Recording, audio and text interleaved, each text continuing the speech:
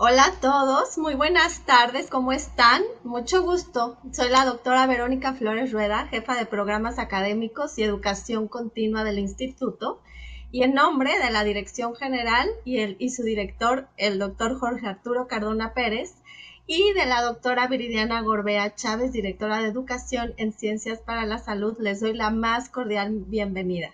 Me da muchísimo gusto ver que ya todos se están conectando. Utilicen por favor el chat. Ya veo que nos están mandando saludos, buenos días igualmente, buenas tardes. El chat está a su entera disposición, por favor utilícenlo. No es necesario que pongan su nombre ni tampoco que coloquen ahí su correo electrónico. La plataforma ya lo tiene totalmente anotado, esos dos datos. Pero lo que sí pueden aprovechar el chat para decirnos de dónde nos visitan, de qué lugares de la República Mexicana, de qué hospitales, de qué dependencias, y también a través del chat va a hacer que ustedes hagan sus preguntas a nuestro ponente del día de hoy. Y bueno, para empezar ya la presentación, el día de hoy tenemos el webinar sobre obligaciones y participación del personal de salud frente a la trata de personas. Para tal motivo, nuestro coordinador será José Mauro Campos Almazán. Él es jefe del Departamento de Relaciones Laborales del Instituto Nacional de Perinatología. Bienvenido, Mauro. Adelante. Gracias, doctor. Buenas tardes. Con la clara intención de crear conciencia acerca de la grave problemática que ha acarreado la expansión de este delito a nivel mundial, en 2013 la Asamblea General de la Organización de las Naciones Unidas decretó el 30 de julio como Día Mundial contra la Trata de Personas. La trata de personas es considerada uno de los delitos más graves de violación a los derechos humanos, siendo catalogado un símbolo moderno de esclavitud del siglo XXI, mediante la cual las personas son privadas de su libertad y derechos por parte de terceros, los cuales mediante engaños los someten diariamente a situaciones de explotación sexual y laboral, trabajos forzados, servidumbre doméstica, extracción de órganos, mendicidad, hechos delictivos, entre otras modalidades. Se estima que aproximadamente el 30% de las víctimas son hombres y niños, y el otro 70% son mujeres y niñas. Actualmente, más de 12 millones de personas a nivel mundial son víctimas de este delito. Existen aproximadamente 500 rutas de tráfico de personas en el mundo y 32 de ellas se encuentran en Iberoamérica. Para este tema, el maestro Manuel Jorge Carrión Perea nos hablará del mismo. Les voy a hacer una breve semblanza del maestro. Él es licenciado en Filosofía por la Universidad del Claustro de Sor Juana, maestro en Derechos Humanos y Democracia por la Flaxo México. Actualmente es director de investigación en el Instituto Nacional de Ciencias Penales y consejero de la Comisión de Derechos Humanos de la Ciudad de México. Ha laborado como director adscrito en la Oficina del Subprocurador de Derechos Humanos y director de programas transversales de la Procuraduría General de la República. Es investigador del Colegio de Derechos Humanos y Gestión de Paz en la Universidad del Claustro de Sor Juana y como profesor de diversas universidades, entre las que destacan el Claustro de Sor Juana, la Intercontinental, la Avellaneda de Argentina y San Carlos de Guatemala, y el Instituto Nacional de Ciencias Penales, INACIP. Asimismo, realizó también una estancia de investigación en el Departamento de Derecho Penal y Criminología en la Universidad de Buenos Aires. Es autor de los libros Manual de Derechos Humanos y El uso político de los derechos humanos. Ha coordinado los libros Pandemia y Ciencias Penales, Estudio comparativo de niñas, niños y adolescentes trabajadores y estudios sobre la explotación sexual comercial de niñas, niños y adolescentes en México. Por último, ha escrito diversos capítulos de libros y artículos académicos en revistas especializadas como Derecho y Humanidades de la Universidad de Chile y en la Revista Iberoamericana de Derecho Procesal Constitucional, en la Revista Mexicana de Ciencias Penales, entre otras más. Maestro, estamos con usted. Muchas gracias, maestro. Muy buenas tardes ya a todas y todos los presentes. Verdaderamente es un gusto estar aquí con todas y todos para dialogar más que una conferencia, propiamente un webinar, hacer un diálogo que sea fructífero entre ustedes y en este caso desde aquí, desde el INACIPE, el Instituto Nacional de Ciencias Penales, de quien afortunadamente funjo como director de investigación y que además tenemos la cualidad de ser la instancia coordinadora del grupo de trabajo de capacitación en materia de trata de personas de la Comisión Intersectorial contra la Trata de Personas y que incluso hemos tenido una vinculación directa y efectiva con diversas instancias de la Secretaría de Salud. En los meses de marzo y abril tuvimos unos cursos que se brindaron a diferentes dependencias, lo cual pues siempre habla de la importancia que tiene para nosotras y nosotros, en particular para el Estado mexicano, el combate a la trata de personas. Como bien ha dicho el maestro, es interesante observar que la trata de personas es un fenómeno bastante complejo. Y refiero fenómeno porque tiene muchas aristas. Por una parte, como bien refirió el maestro, es una actividad delictiva. En este caso se constituye como un tipo penal, un delito que la ley sanciona en ese sentido y que pues tiene los matices y la importancia que eventualmente, o la intención de que cuando se comete el delito llegue a judicializarse y obviamente exista no solo una sanción para las personas responsables o la persona responsable, no está de menos esta aclaración. Vamos a ver que la trata de personas no solo involucra a temas vinculados con, en este caso, grupos delictivos organizados, sino que también puede haber autores únicos que lleven a cabo la trata de personas. Eso por un lado. Por el otro, se constituye como una violación de derechos humanos.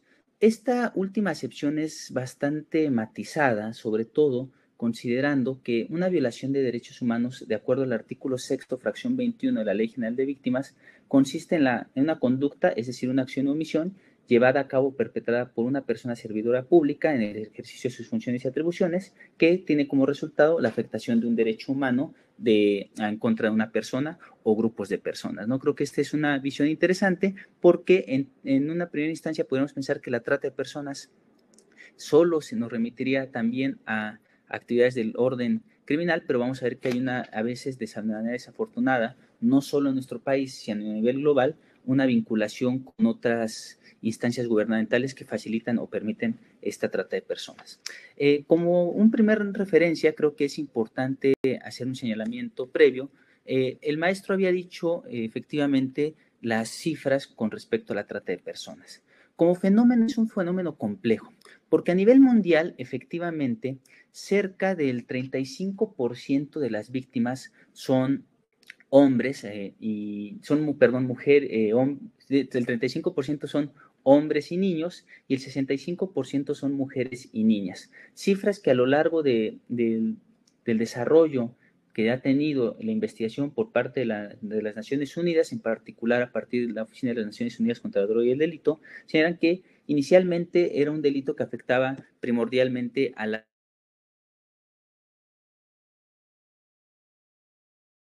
sobre las víctimas del género masculino.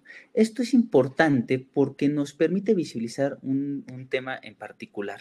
La trata de personas no solo implica de manera particular, y este es un tema a desarrollar de manera muy clara, no solo implica la forma en cómo se aterriza el fenómeno, sino además también nos muestra que tiene diversas particularidades. Por ejemplo, quiero hacer algunas reflexiones a este respecto para que veamos todas las diferencias. La trata de personas no se presenta de la misma forma sobre las mujeres que sobre los hombres. Mientras que las mujeres son víctimas primordialmente de trata de personas en su modalidad de explotación sexual, los hombres lo son en su modalidad de trabajo forzado, ¿no? Este es un punto interesante a analizar porque además dependiendo de la región del mundo en la que nos encontremos, habrá unas acepciones con respecto a qué tipo de trata de personas se presentan a nivel mundial, e incluso en México yo veo que en el chat pues hay personas de diferentes entidades federativas y efectivamente en México se presenta de manera muy focalizada tal vez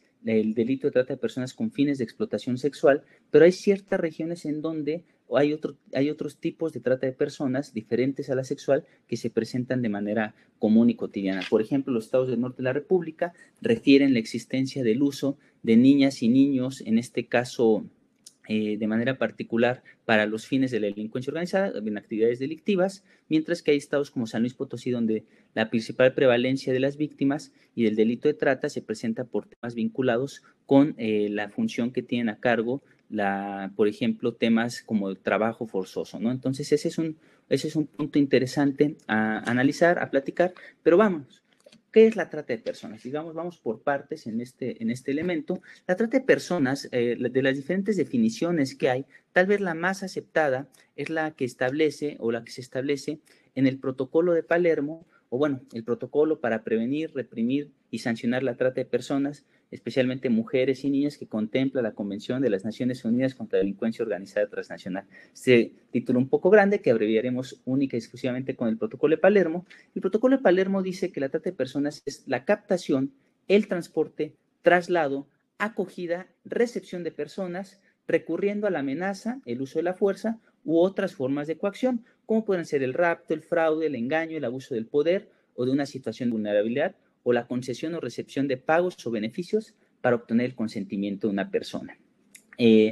Esto con fines de explotación. En este sentido, nos brinda un elemento fundamental que podría dividirse en tres. La trata de personas se compone de conductas, medios y fines. Digamos que esos son los tres ámbitos concretos en los cuales podemos identificar la trata de personas. Las conductas, como podríamos nosotros sacar la conclusión lógica, se refiere a las acciones, o en este caso omisiones, que llevan a cabo las personas tratantes y que consiste en captarla, es decir, buscar a la persona para captarla, trasladarla, transportarla, acogerla, recibirla, engancharla o transferirla, ¿no? En este plano nos encontramos en lo que se hace. Esta captación, este traslado, transporte, acogida, pues obviamente tiene el fin de que a la persona se le toma de una posición en la cual está, en este caso para desvincularla de sus vínculos familiares inmediatos para llevarla a otra zona en la cual hace más fácil su explotación o la finalidad de explotación que se tiene en este caso. Es importante señalar que el traslado, puede haber trata de personas en un lugar sin traslado, por supuesto, y se presenta mucho, por ejemplo, en ciertos casos que son documentados en los cuales una persona obliga a su pareja a prostituirse para obtener un beneficio económico a ese respecto. En este caso también, como refería previamente, nos estaríamos refiriendo a un tratante individual que no requiere un grupo organizado. Sin embargo, operan otros elementos en los cuales, pues obviamente, se busca que la persona caiga en una, por decirlo así, trampa, y esa persona que cae en la trampa, pues es llevada, obviamente, a otras zonas donde las cuales se encuentra desvinculada de su ámbito familiar de desarrollo y que hace más fácil la explotación. Esto sobre todo se presenta, sobre todo en redes delincuenciales muy marcadas que tienen este propósito. ¿Cómo se lleva a cabo a veces el enganche o la captación? Pues muchas veces se aprovechan de las condiciones de difícil situación económica que se vive no solo en México, sino en muchos otros países, y se hacen ofertas, por ejemplo, laborales, sea para, por ejemplo, tener una oferta laboral muy buena que implique el traslado de la persona a otra entidad federativa, y pues cuando llegan hacen toda una gestión, hacen toda una serie de hechos, pues cuando llega la persona al otro lugar, pues se le desvincula, se le quitan papeles y en la mayoría de los casos se le confina cierta zona o cierto lugar, y que obviamente llevan a cabo esta parte, ¿no?, de la explotación que tendríamos bajo este precepto. También últimamente se ha presentado mucho la captación por medio, sobre todo a estudiantes, que se les hacen ofertas laborales de estudio en el extranjero, que son muy buenas para ser ciertas, pero pues que toman obviamente en redes sociales esa posibilidad y que al final tienen esa finalidad. Esta captación pues es múltiple, como estamos observando, que tiene bastantes elementos, no se subsume a un solo hecho, sino tiene diferentes modalidades. También hay figuras como el denominado grooming, que esta forma de molestar, acosar a las niñas y a los niños, en las cuales se busca que ellos caigan bajo las redes de tratantes, simulando pues obviamente perfiles falsos de internet y de una serie de situaciones que se van presentando a lo largo. Pero hemos visto los medios, las conductas, pero para estas conductas requieren de medios. Estos medios, en pocas palabras, podrían ser los métodos, usando comillas, que ocupan las personas tratantes para controlar a la víctima. O sea, una vez que la persona es captada o enganchada, incluso trasladada, la parte de los medios es cómo pueden llevar a cabo esta forma y mantener a la persona, y son la amenaza, el uso de la fuerza, la coacción, el rapto, el fraude, el engaño o la concesión o recepción de pagos y beneficios, ¿no? Este tema es muy interesante porque los medios pueden ser de naturaleza física o psicológica. Es decir, una víctima de trata puede estarlo siendo sujeta a trata de personas no solo a través del empleo de la fuerza física o material, sino a través muchas veces del aspecto psicológico que se puede presentar. En el caso de explotación sexual hay casos en los que, o hay algunos hechos que nos llevan a ver con los casos que han sucedido en México y en el mundo, en los cuales a una mujer se le obliga a llevar a cabo la prostitución, pero ella, aunque no lo quiere llevar a cabo y no tiene tanta vigilancia, por decirlo de alguna forma, de los tratantes o de las personas tratantes, lo que hacen es decirle, oye, si tú no accedes y trabajas para nosotros, sobre quien vamos a hacer daño es sobre, en este caso, tus hijas o tus familiares, sabemos dónde vives, entonces tú sabrás a qué consecuencias llevan. Esto que además eventualmente bajo cierta nueva denominación que se ha mencionado, la violencia vicaria, pues estaría estableciéndose esta forma de entenderlo, ¿no? Creo que es una parte interesante porque nos lleva a ver que los medios pueden ser múltiples. Esta noción también del engaño, pues es muy claro, o sea, esta forma en que las personas las captan es porque les dicen, oye, te voy a ofrecer este trabajo, como había referido, si las captan y las retienen bajo ese punto. Hay otros casos, por ejemplo, Antonio Sala, en un libro que se llama El año que trafiqué con mujeres, en donde un periodista español se inmiscuye dentro de las redes de trata en España, donde observaba que, por ejemplo, a personas de la región subsahariana que eran explotadas sexualmente en España, lo que decían es, tú te tienes que prostituir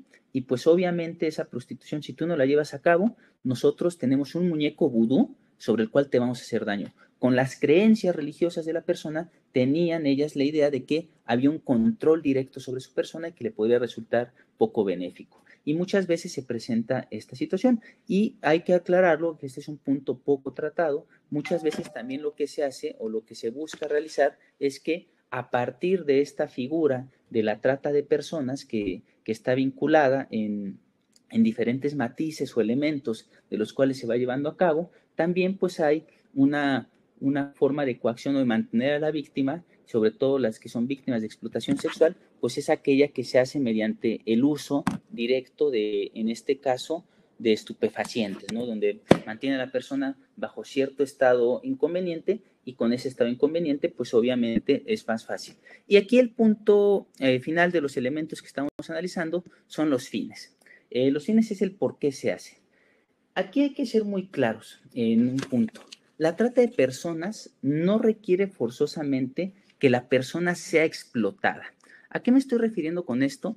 si ustedes recuerdan la definición del Protocolo de Palermo, incluye en el artículo 3 de este instrumento internacional al que me he referido previamente, el artículo 3 señala que es con finalidad de explotar. No se tiene que explotar a la persona para que exista trata, sino que exista la finalidad de explotación. Puede haber conductas y medios sin la finalidad de la explotación para que exista trata de personas. Este elemento creo que es focal, creo que es fundamental para entender porque de una forma u otra lo que nos lleva es precisamente a ese punto con respecto a no identificar la trata de personas únicamente con la explotación. Puede o no haber explotación en ese sentido, ¿no? Entonces, estos tres elementos, las conductas, los medios y los fines, nos dan el sentido de lo que consiste la trata de personas de manera general, pero también de manera específica. Sin embargo, y aquí hay un punto interesante a analizar, los fines pueden ser múltiples, porque los fines pueden ser la explotación, pero la explotación tiene diferentes elementos. Las más comunes son los fines de prostitución ajena, que ya hemos estado refiriendo, la condición de siervo o esclavo, por ejemplo, también la esclavitud es un tema vinculado con la trata de personas. La explotación laboral o los trabajos o servicios forzosos podrían ser otros fines contenidos, además, en el artículo 10 de la Ley contra la Trata Mexicanas. La mendicidad, que es bastante usual en nuestro ámbito territorial, así como utilización de personas menores de 18 años, y hay dos que se ligan directamente con el ámbito de los servicios de salud, que son el tráfico de órganos, tejidos y células o la experimentación biomédica ilícita en seres humanos. Esas son las finalidades de la trata, ¿no? O sea, lo que se busca finalmente es con ello obtener un beneficio, y ese beneficio surge de las diferentes formas de explotación que están marcadas dentro de, obviamente, este esquema que hemos señalado en materia de trata de personas, ¿no? Creo que hasta aquí hay un punto pues focal que estamos observando que pues tiene incluso bastantes elementos más allá de la tradicional concepción de la explotación sexual, que es una de las más importantes, sobre todo en el territorio mexicano, pero no es la única forma en la cual se presenta esta trata de personas. Y si ustedes pueden sacar un análisis de lo que hemos venido señalando, las diferentes modalidades de explotación implica de manera forzosa que las víctimas pueden ser pertenecientes a cualquier grupo etario, es decir, desde niñas, niños, adolescentes, hasta personas adultas mayores, dependiendo del tipo de trata de personas que se presente, ¿no? Creo que este es un punto interesante, a lo cual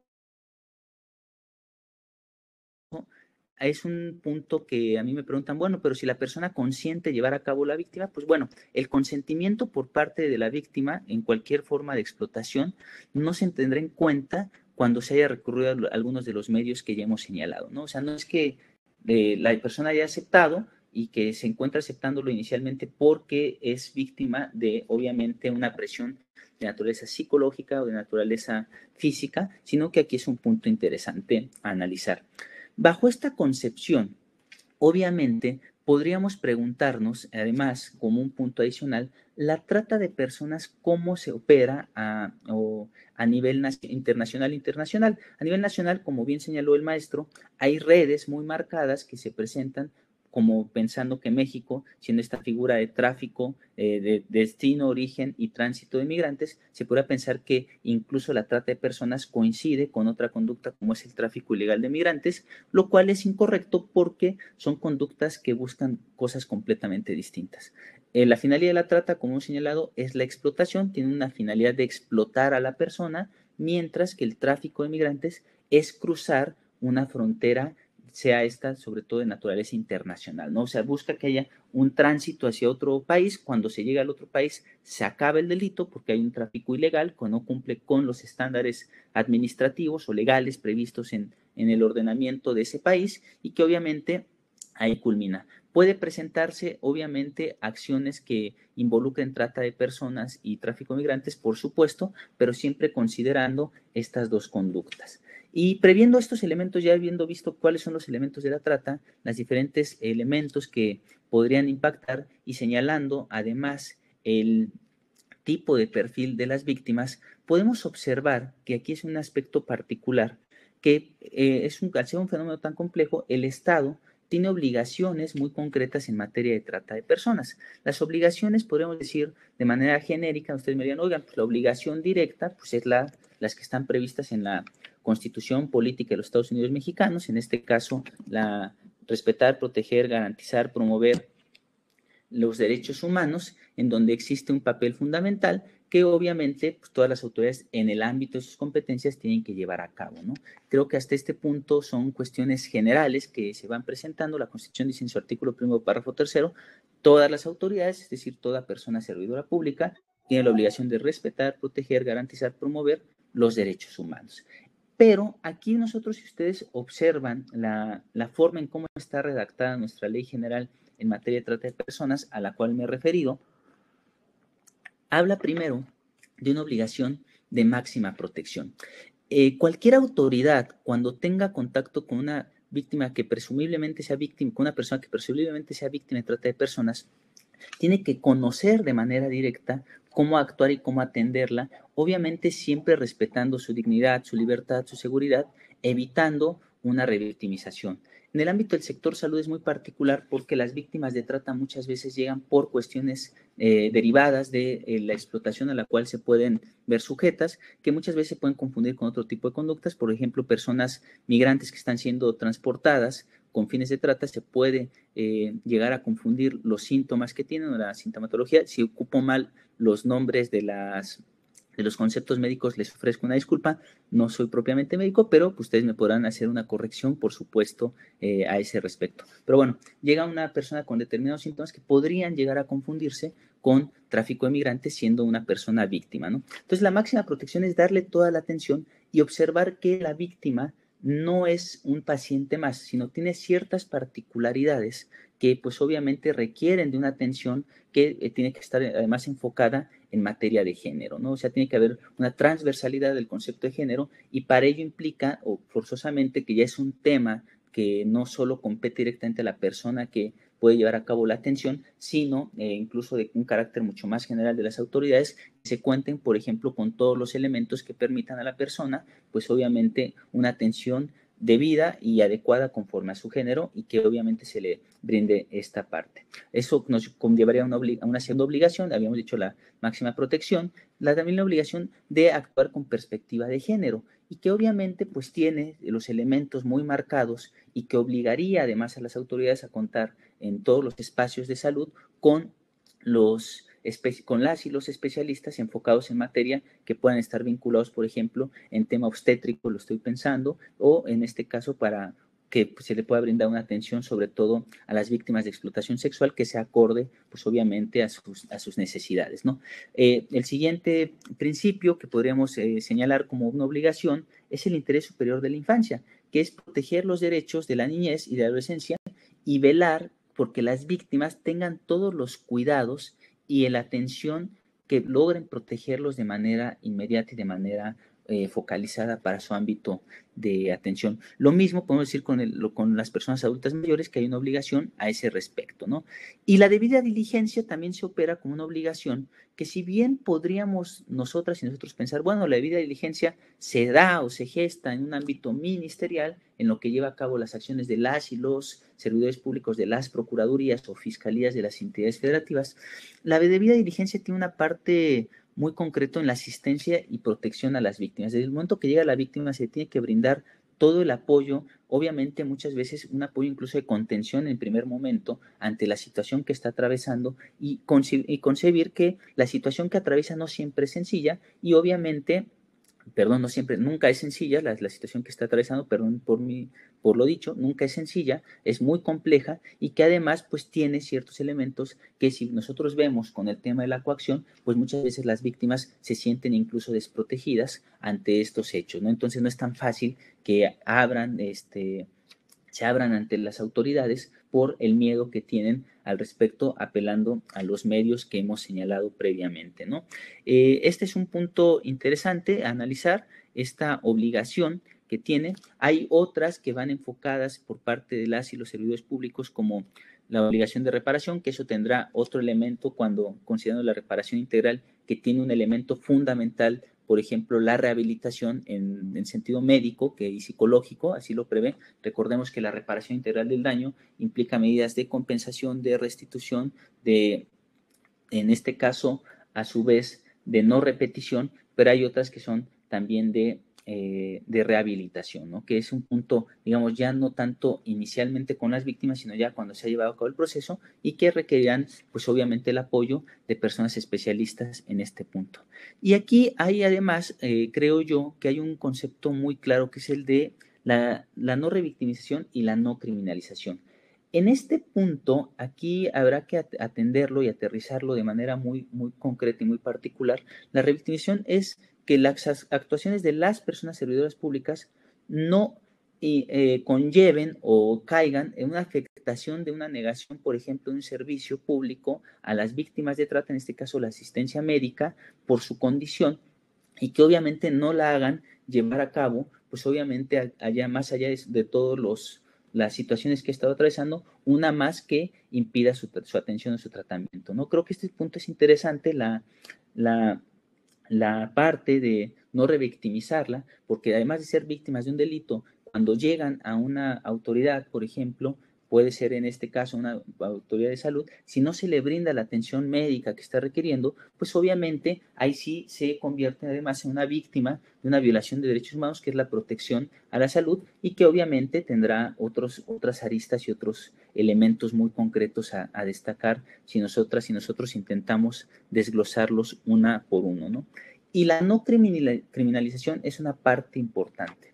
Nuestra ley establece de una forma u otra que a las víctimas de trata de personas, cuando no se les puede exigir una conducta distinta o que además esa conducta, si lo llevan a cabo, vaya en contra de su propia integridad o su vida, no se les puede culpar por delitos que hayan cometido siendo víctimas de trata de personas cuando no podían exigirse otras conductas.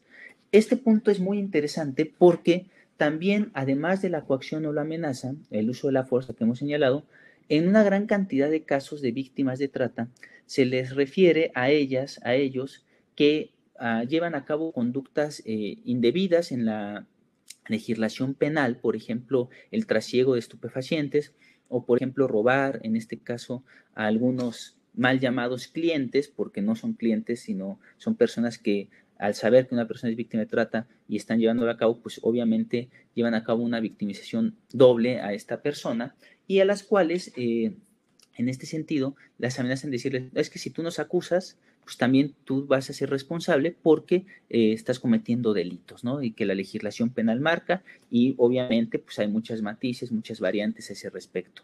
Esto conlleva que muchas veces las víctimas también tengan este miedo usando un medio de coacción, como ya lo hemos señalado, como un medio que incluye la trata de personas, que tengan miedo a llevar a cabo una denuncia o a contar a las autoridades por el temor de que sean posteriormente procesadas. La no criminalización está prevista en la legislación nacional, en la Ley General contra la Trata de Personas. Creo que es un punto fundamental a tratar porque nos lleva a considerar que se tiene que dar una atención a las personas, obviamente por eso en ese punto, ¿no? De manera muy clara lo dice el artículo 37 de la Ley General contra la Trata, que ustedes pueden observar en cualquier página de internet, es descargable. Dice, no se procederá en contra de la víctima de los delitos previstos en esta ley por delitos que hubiesen cometido mientras estuvieran sujetas al control o amenaza de sus victimarios cuando no les sea exigible otra conducta. Este punto es, insisto, fundamental porque nos ayuda a observar precisamente las diferentes elementos y diferentes formas de entender la trata de personas y no solo como un hecho delictivo, sí, pero también las diferentes variantes que tiene en ese sentido. Un punto interesante, a su vez, como una obligación que tienen que tener las autoridades, es respetar en todo momento la libertad de conciencia o en este caso de religión, y que obviamente que cuando los cuidados médicos que tengan, pues tienen que llevar a cabo o que se tengan que llevar a cabo, pues cuenten siempre con o que estén ligados con sus respectivas cosmovisiones, sean estas de fe, de conciencia religiosa, de éticas, etcétera, para poder llevar a cabo este punto. Aquí hay un punto adicional que habría que reflexionar con mayor profundidad, tal vez no en este espacio, sino en otro, que incluso si van a ser las víctimas de trata sometidas a un procedimiento que requiere, por ejemplo, el consentimiento informado, pues que existan sobre todo personas, intérpretes o traductores que le refieran cuáles son las consecuencias directas que tienen a este respecto, ¿no? Creo que es un punto poco analizado, el tema del consentimiento informado, y que obviamente lleva o nos invita a pensar el tema con una complejidad todavía mayor, porque nos lleva a cabo precisamente ciertos puntos o ciertos esquemas que podrían no ser analizados en su totalidad o a ese respecto. Aquí, ya intentando, vamos a ir finalizando, ya no las quiero y los quiero aburrir. Dicen que cualquier plática se agradece, pero que las que son cortas se agradecen aún más. Las obligaciones, en este caso el papel que tienen el personal de salud, porque muchas veces son las primeras autoridades con las que la víctima de trata pues obviamente puede tener un contacto incluso acompañada muchas veces de sus tratantes, es observar y poder identificar diferentes elementos que, dependiendo sea el caso y de una manera mucho más específica, que si quieren, asimismo yo les haré llegar un documento trabajado en las Naciones Unidas sobre cómo atender o cómo dar una atención a las víctimas de trata desde el enfoque médico, pues obviamente es ver en primera instancia que el papel que tienen las autoridades del sector salud es fundamental para identificar los diferentes elementos que puedan contener o llevar a cabo este punto. Creo que es una noción muy importante porque nos invita a concientizar un tema que, aunque es muy común, se encuentra muchas veces disfrazado por los diferentes elementos que existen al respecto. Aquí no es solo optar por una visión general de la trata de personas, sino intentar focalizarla en cada caso.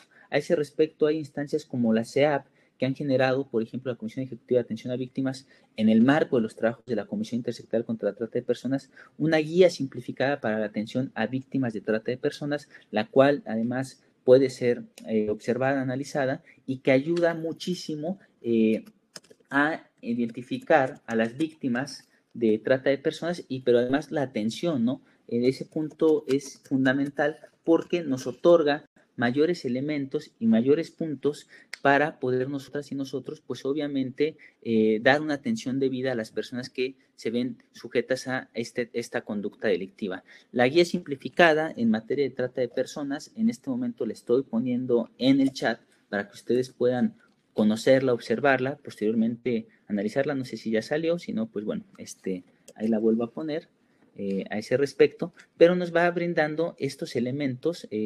Ahí Teresita Rodríguez preguntaba el documento, ahí está compañera Teresita, camarada, a ese respecto, porque sí nos va presentando ciertas pautas, al menos para cómo llevar a cabo la detección de ciertos puntos, como la detección de víctimas de trata, pero también nos lleva, en este caso, qué derechos tiene, por ejemplo, recibir la atención médica, por ejemplo, es un punto interesante. Nos señala, además, las diferentes disposiciones que están contenidas en la legislación a este respecto, la legislación que se encuentra, sobre todo los derechos de las víctimas, porque a partir del artículo 62, sobre todo, se da una serie de actuaciones que tienen que cumplir las autoridades, tanto del nivel federal, estatal como municipal, para la identificación de las trata de personas, ¿no? La protección que se tiene que dar, obviamente, tiene que ser de manera holística, por usar un concepto que nos permita, pero que tienen que darle todos los elementos para tales efectos, ¿no? Muchas veces las víctimas no quieren denunciar, también habrá que respetar esa parte, pero obviamente dándole la certeza y la seguridad de que pueden llevar a cabo. Muchas veces no quieren denunciar porque tienen miedo de que la denuncia caiga a oídos de una persona que está involucrada con las personas tratantes, ¿no? Se han presentado casos, sobre todo el Tribunal Europeo de Derechos Humanos, en el caso de Rancep contra Chipre y Rusia, señala que una persona que fue víctima de trata logra escapar de sus captores, va a la comisaría de policía, acusa a sus captores, a sus tratantes, la comisaría de policía llaman a la persona tratante y la entregan. Entonces ahí hubo obviamente una complicidad por parte de las autoridades y que obviamente llevaban a cabo una serie de cuestiones, ¿no? Y aquí además, pues obviamente el enfoque de género en la atención pues tiene que contemplar, por ejemplo, a las personas con discapacidad, los diferentes elementos que puedan tener, que sean víctimas. La orientación sexual e identidad de expresión de género es un tema bastante importante a considerar porque nos lleva a visualizar que también las personas, por ejemplo, las personas integrantes de la comunidad LGBTIQ+, también son víctimas de esta conducta, no solo son hombres y mujeres, sino que identifica además a otras identidades de género, ¿no? Y con respecto, obviamente, para atenderlo a las personas pertenecientes a una comunidad, un pueblo indígena, que tiene que conocerse esa parte, ¿no? Ustedes en el documento creo que es bastante claro, si ustedes lo pueden abrir, analizar, pues obviamente es importante conocer también hacia quién, obviamente, dar el seguimiento oportuno y la atención victimológica necesaria y que lleve a cabo ciertas conductas. De hecho, el documento que les he referido viene con un flujograma de actividades que les puede ayudar a ese respecto, que fue creada por personas expertas, tanto del ámbito académico como del ámbito de las instituciones de seguridad pública. Entonces, creo que sería una herramienta fundamental que cumpliría estos efectos. Voy a ir finalizando mi presentación para poder, en dado caso, establecer un diálogo con todas y todos, pero creo que este es un primer paso, los elementos con respecto a la capacitación, de sensibilizar y conocer que el problema de la trata es mucho más allá de lo que realmente aparece a primera vista. Creo que nos puede apoyar sobre todo a entender que es un fenómeno muy complejo y un fenómeno bastante preocupante, que más allá de las visiones generales de que se generen dentro de estas actividades, que el INPER ya lleva bastantes años llevando a cabo este tipo de webinars con este propósito, con el INACYPE ha participado en otros momentos, pues obviamente continuar con estas labores, porque concientizar, pero sobre todo hacer visible el fenómeno, es un punto necesario. Dicen que lo que no se nombra no existe y tenemos que darle un nombre, pero también ir identificando estas partes al respecto. Creo que por mi parte es todo. Yo estoy a sus órdenes para lo que ustedes necesiten, sobre todo, si tienen alguna duda, si quieren compartir algún documento, alguna inquietud, por ejemplo, el tema de la explotación con fines, la trata de personas con fines de explotación médica es uno de los temas pocos trabajados, pero que existen, y el tráfico de órganos, que muchas veces se disfraza con ciertas donaciones que aparentemente se hacen y que tienen otros elementos, ¿no? Le estoy dejando en este momento en el chat mi correo electrónico, tanto de oficial, en este caso, también dejo el de naturaleza personal, por si pues, en algún momento pues, ustedes saben que el servicio público puede ser cambiante en cualquier momento, pero pues obviamente hay bastantes elementos a identificar, ¿no? Entonces, por mi parte, en este caso, también dejo mi cuenta de Twitter, que es uno de los medios donde cuales también me conecto, y si ustedes tienen alguna duda, pues también al margen de esta plática que tenemos, pues si quieren más adelante seguir abundando sobre estos temas, yo me encuentro en una plena disposición, porque al menos hay un compromiso fehaciente desde nuestra arista, combatir la trata de personas, ¿no? Como dice Michel Houellebecq, el mundo es como es, eso es cosa suya, pero no es justificación para no querer cambiarlo. Por mi parte, doy por finalizada esta parte de la presentación y espero las indicaciones del personal directivo del INPER. Muchas gracias por todo.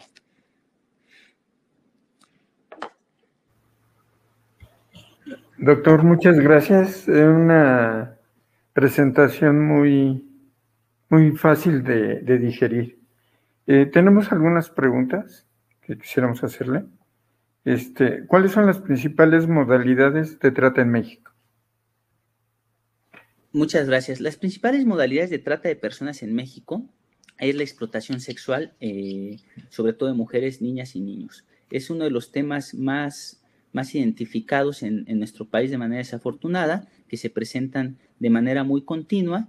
En este caso encontramos, por ejemplo, esto es con información de la Comisión Intersectorial contra la Trata de Personas, de sus informes anuales, nos refiere que pues, la explotación sexual es una de las formas más identificadas Los trabajos forzosos, por ejemplo, son también, o la explotación laboral es otra de las vías que en México se presentan de manera continua, y como referí, el uso de niñas, niños y adolescentes para llevar a cabo actividades delictivas. Por ejemplo, un ejemplo que podría ayudar a representar esto son los denominados niños sicarios que ocupa la delincuencia organizada para llevar a cabo, o como a veces como transportistas, ¿no? Ahí veo que me saluda el doctor Emanuel Leonardo Rosas Nájera, con quien tuve el gusto de trabajar en el Centro de Control de Confianza de la Secretaría de Seguridad Pública de la Ciudad de México hace ya bastantes años, aunque no lo parezca, ya pasaron 2 presidentes a ese respecto. Eso habla tanto de la edad del doctor como de la mía, pero bueno, no hagamos cuentas, que estamos por otras cosas.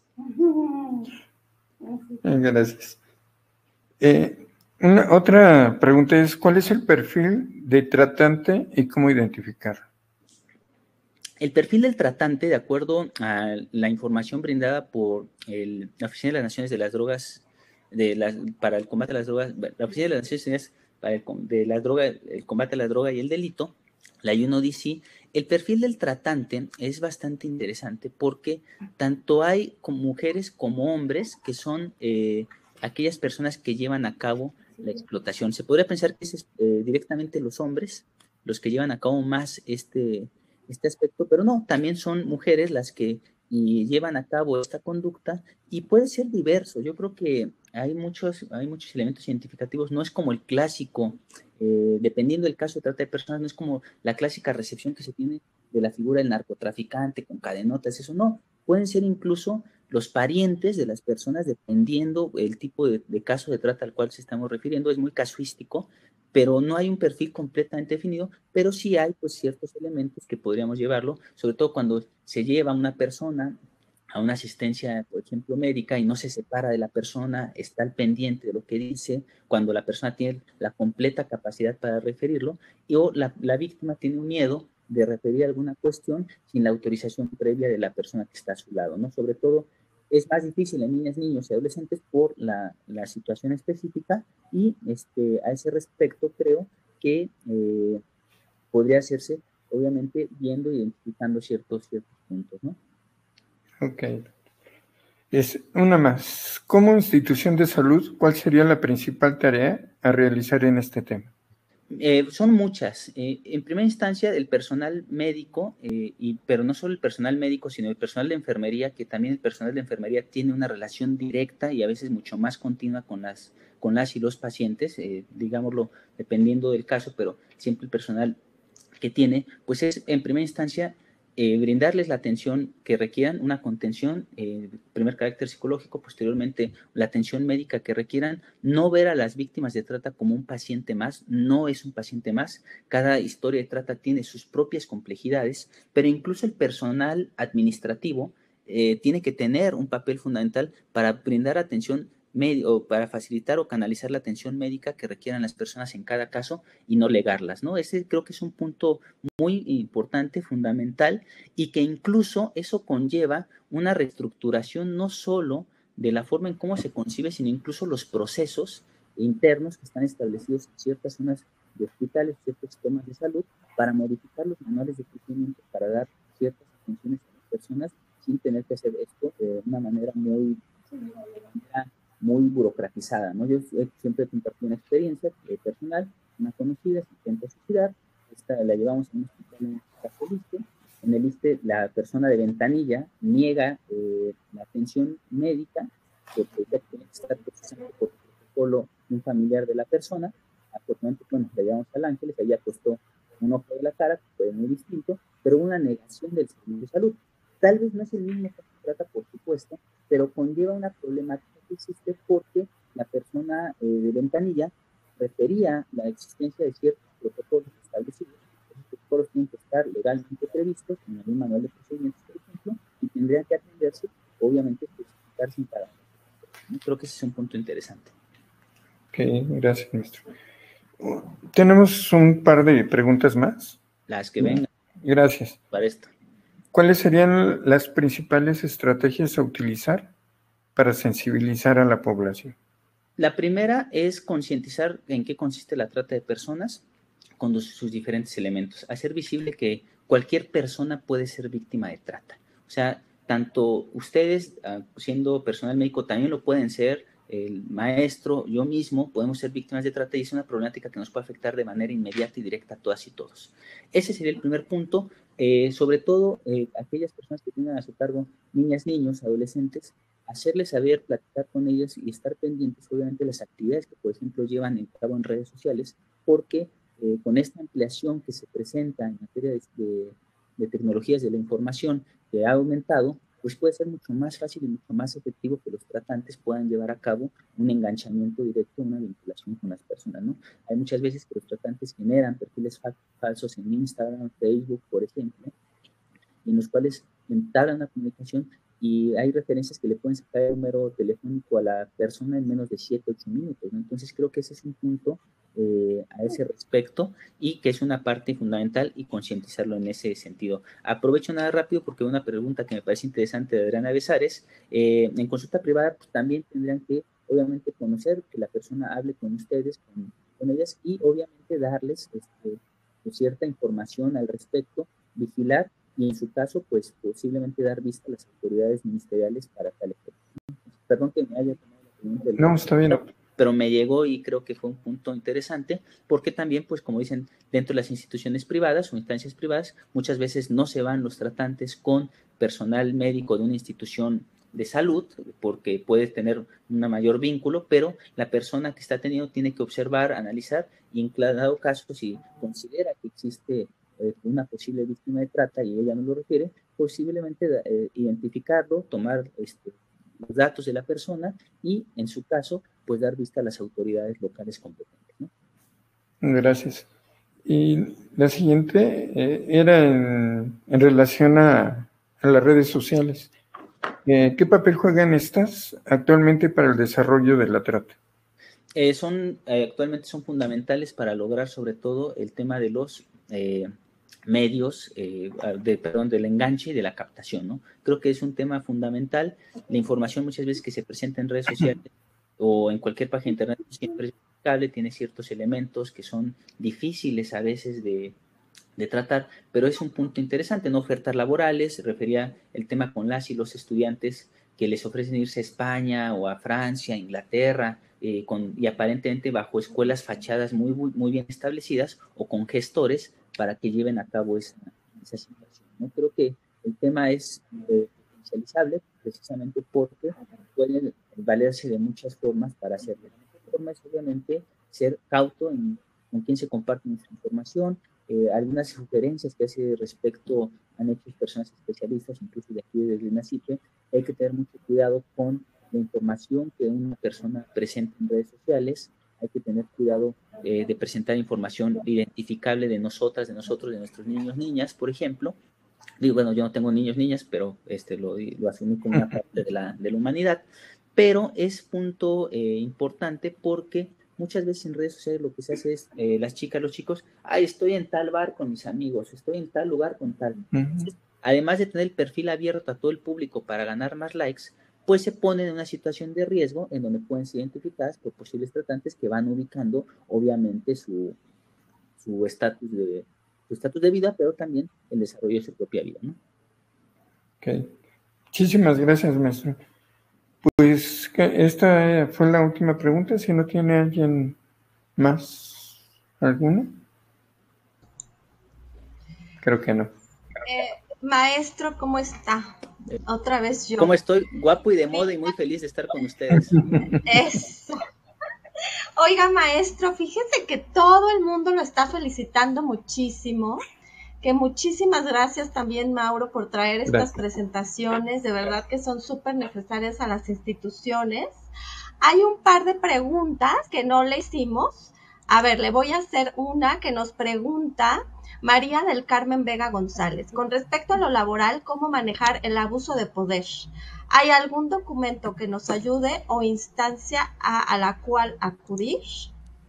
Bueno, en primera instancia, si es un abuso laboral, que es muy claro, además de en el sector público, que los órganos internos de control siempre ayudan a ese punto, creo que es fuera de este tema, pero no importa, doy la seguimiento. Puede ser el órgano interno de control, dependiendo, porque pueden presentarse, por ejemplo, casos de pues que involucren temas vinculados con el hostigamiento o el acoso laboral, en este caso, pero también existen las comisiones de derechos humanos a las cuales se pueden acercar. Aquí es un punto interesante, las comisiones de derechos humanos, si la autoridad es de nivel federal, la queja tendrá que dirigirse, en este caso, a la Comisión Nacional de los Derechos Humanos, si la autoridad es local, tendrá que dirigirse, en este caso, a las comisiones locales, ¿no? Es un punto interesante. Insisto, creo que si quieren, eventualmente planteamos otro webinar un poco más largo sobre derechos humanos y la vinculación con el personal de salud, pero inicialmente yo le daría esa respuesta. Muchísimas gracias. También hay otra que nos preguntan Beatriz Palomares, ¿cuál es el número para denunciar o canalizar una denuncia de trata? Miren, en ese caso existe el Consejo Ciudadano que tiene la línea contra la trata. Ese creo que es un punto importante a analizar, la línea nacional contra la trata de personas que tiene a su cargo el Consejo Ciudadano de la Ciudad de México, pero pues que tiene una vinculación directa con la Comisión Intersectorial contra la Trata de Personas, es el 855-3300, 855-3300, que sería la línea contra la trata de personas. Creo que es un punto interesante a analizar. Es una parte fundamental conocer la línea contra la trata de personas y también, pues obviamente, las instancias ministeriales a ese respecto, ¿no? Creo que es un punto fundamental a conocer, que creo que todas y todos debemos tener. Hay un listado, incluso que va a sacar la Comisión Intersectorial contra la Trata de Personas, que podría ayudar precisamente a este punto. Perdón, es que es una llamada de aquí del trabajo. Ahí tenemos. Pero miren, en este caso, pueden ustedes acercarse, 855-33-000, línea y chat nacional contra la trata de personas. Okay, gracias, maestro. Ahorita lo voy a poner aquí en el chat.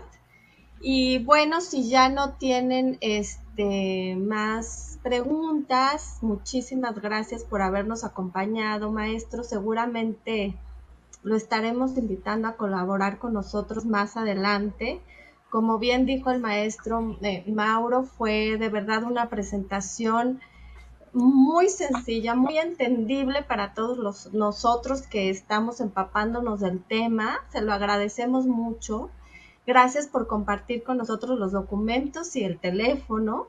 Y bueno, para que usted se dé una idea de quiénes lo vieron, el día de hoy nos acompañaron del Hospital Materno Infantil de Irapuato, de la Jurisdicción Sanitaria 03 en el estado de Guerrero, del Hospital Juárez de México, el Hospital de la Mujer en Tehuacán, Puebla, del Instituto Nacional de Psiquiatría, muchas gracias, del Hospital 1 de Octubre del ISSSTE, del Hospital Cortázar en Guanajuato, de la Dirección General de Calidad y Educación en Salud, de la Secretaría de Gobernación, del Hospital Vitemédica, del Hospital Regional 196 del IMSS, del Hospital de Irapuato del ISSSTE, de la Clínica Comunitaria Santa Catarina en la Ciudad de México. Nos acompañaron muchísimo de El Salvador, muchísimas personas, muchas gracias por acompañarnos.